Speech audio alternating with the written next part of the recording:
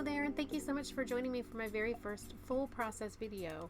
In this video I'm showing you how I reroute, how I do the face up, as well as constructing the costume and styling the hair. So I'm using an Ari Huntington doll to create the character Mama from the movie Chappie, and she's played by Yolandi Visser. I'm starting out by giving her a coat of acrylic paint that would match the yarn that I'm going to use for her hair, and that's just because there's some black that's still showing that I couldn't remove with the acetone. It was down in the rooted area, and I know in some cases, in some areas, I'm going to have super short hair on this doll, so I didn't want any of that black to show up.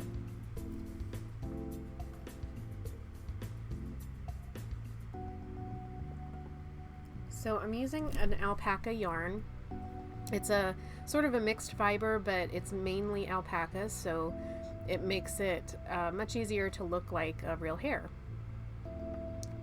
And I added glue and left it overnight so that when I'm doing this process of thinning out the hair with a dog brush, that it doesn't pull the hair out. Once I've done that, I wrap the head in a turban using some medical tapes.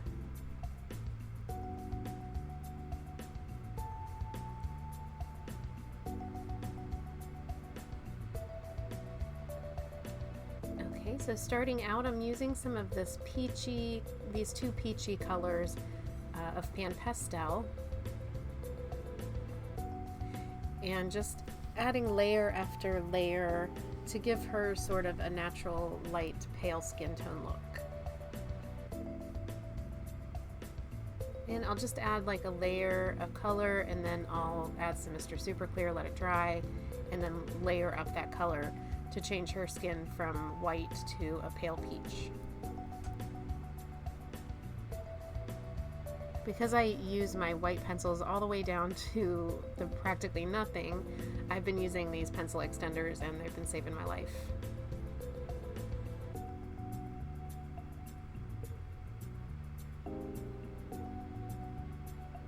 So I used several reference photos of the actual actress just to help me kind of capture the spirit of the character. Since my dolls have such big eyes and unusual features, I never really focus hard on trying to make them look exactly like that character, because I want them to be kind of kooky and surreal looking.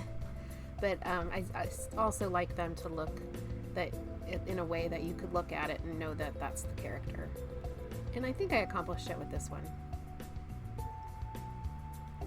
So as I'm adding the pink to the lips, I realized that it's too pink, too pale. So a little bit later on, you'll see that I add a little bit of red to that custom mix of Pan Pastel to give it more of a natural look.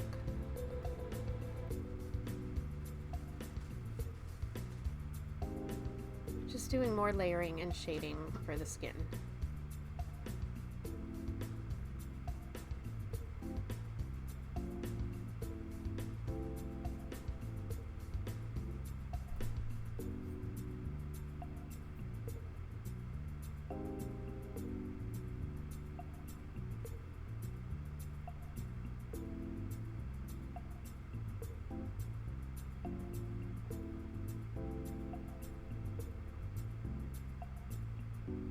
The brush that I'm using for the blush, I just absolutely love. It's just like a Wet n Wild makeup brush that I picked up at the Dollar Tree. And it's just got really soft bristles, so it's actually similar to using a blush brush on yourself.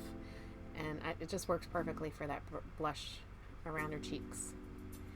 And sometimes if I add too much blush, I'll use some of the colorless blender to blend it out, and that takes it away a little bit, blends it in a little better.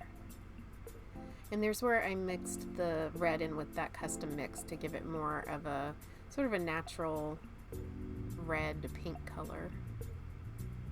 And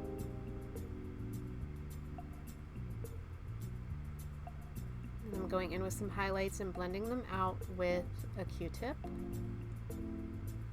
and layering in the lip color.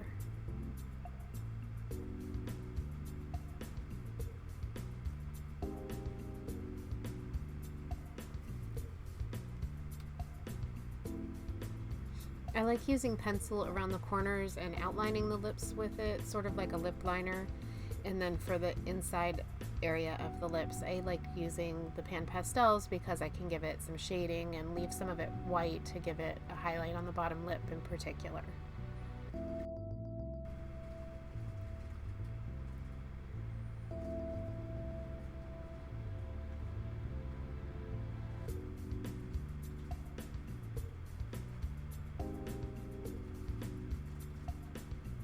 Using these little micro swabs that have been such a good help in blending out small areas.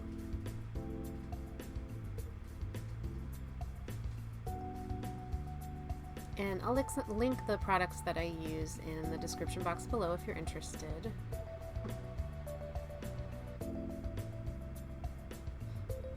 I searched high and low to find out what color her eyes were, and it turns out they looked like they were a sort of a blue-green or a blue-gray color. So that's what I went with, and just added a few different shades of a few different colors just to give it some interest.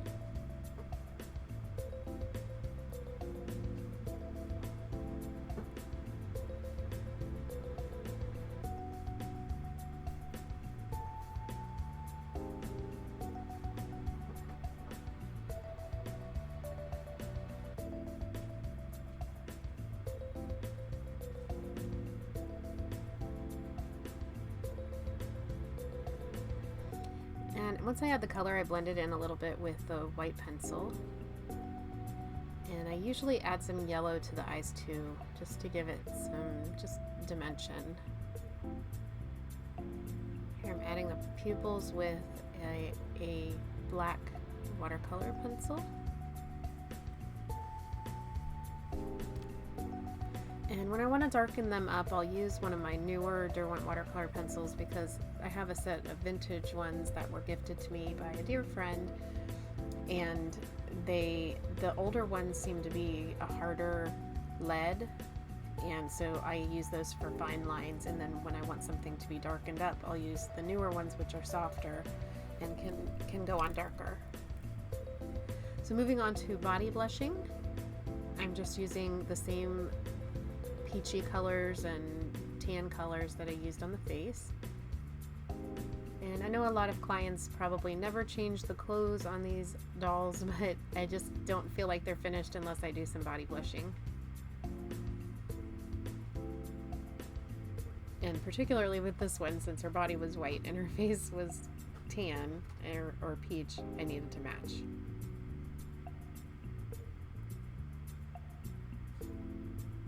And I did this in a couple different layers, like I did the face and using Mr. Super Clear in between.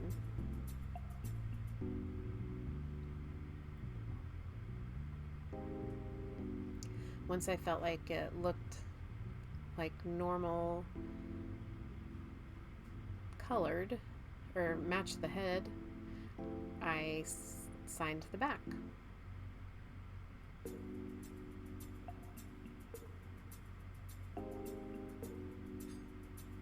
And I've started dating them as well, at least with the ear.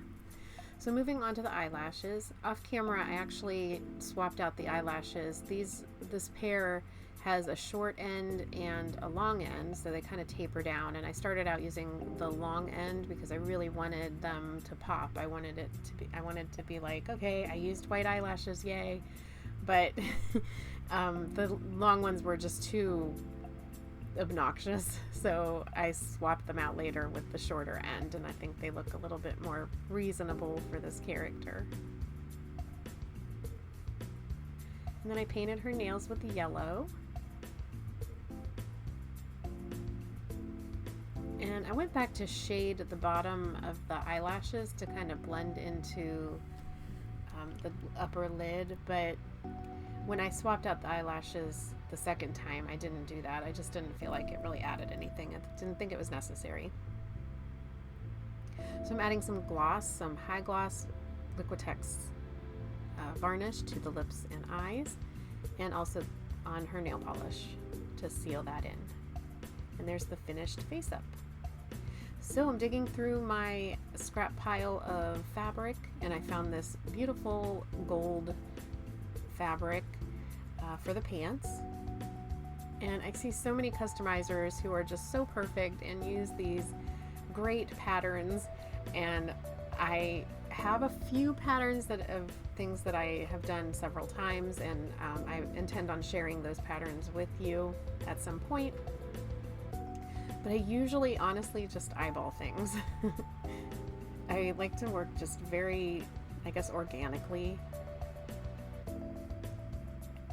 Especially when it's something that's an original creation, I'll just kind of go with what I think at the time I should use.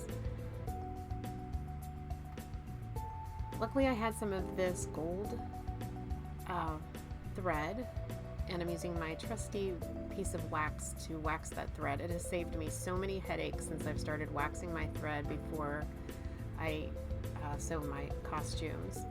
So definitely a tip for you if you're not already doing that, because it really helps prevent, it doesn't completely prevent, but it helps a lot in preventing the thread from tangling. And so these were pretty simple to stitch up and down each side. And because the fabric was stretchy, they ended up fitting her just perfect.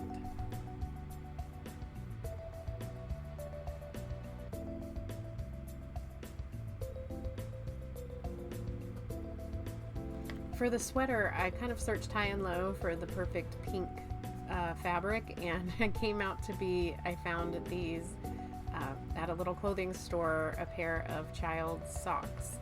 And so I thought that that was the perfect color, and the size of knit that I wanted for the sweater just turned out to be perfect. So using my wax again, I got some pink thread and I stitched up the middle. I kind of just folded it over to where I wanted the buttons to go. And from there I cut out the arms and a little bit of the neck area. Finished stitching up the center.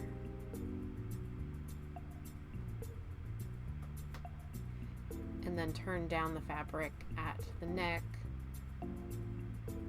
to close it off. And then I turned it inside out and did the shoulders.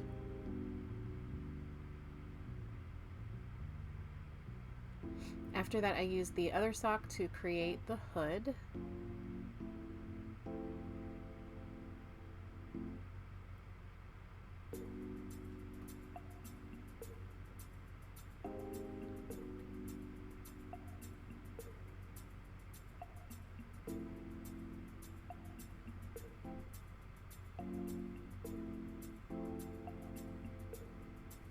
And I just love this pink color knit. It just was, when I put it on the doll and saw it against the skin color, it just made me smile. The pink just looks really pretty up against this hair. So here it is. It's my first setup for showing you how I do hairstyles, and many more to come. Hopefully the setup will get better and better. But this is my first try at it. Let me know if you have any tips in the comment section below. Or let me know if this is a good setup, if you think you can see everything. Whatever, let me know what you think. So I know my hand gets in the way sometimes, but maybe I can find a better way next time. So what I'm doing is the hair's already been thinned out and brushed, and I'm just pulling it down section by section, adding some gel, and using my teeny tiny mini flat iron, which I purchased a long time ago. It worked perfectly on these dolls because it's so small.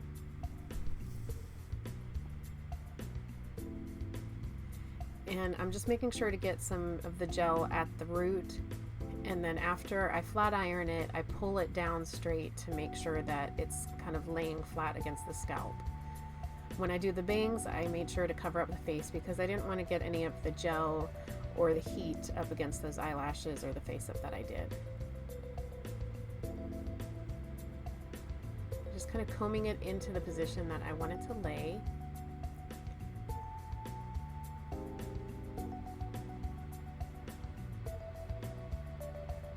And then letting it dry. And then going to town with chopping it. These bangs are super, super short, but I didn't want to chop them too short because I wanted them to look like bangs. But then it turned out that my client was more interested in having the style, the style that is on the doll. Later on in the pictures, you'll see that it's closer to what the actual character's hairstyle is. So here I made it into bangs, and I did some razoring to thin it out, but off camera, to correct it, to make it look more like the actual character, I did even more razoring to give it that look.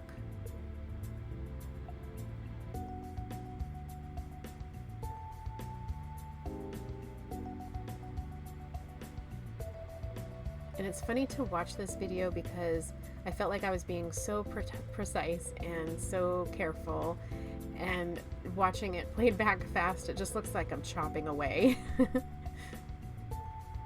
But I was very careful and very precise about what I was doing.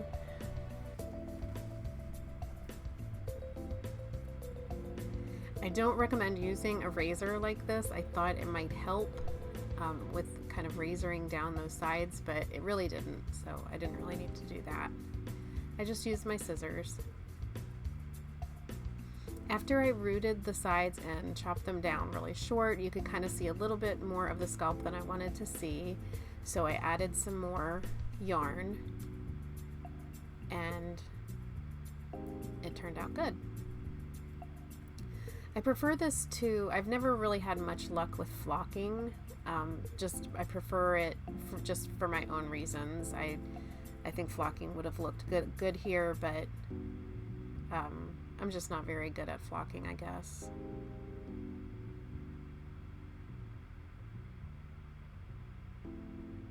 So here she is. Let me know in the comment section below what you guys think and what you think of my new setup of my video. Thank you so much for watching. I hope you have a great day. Bye.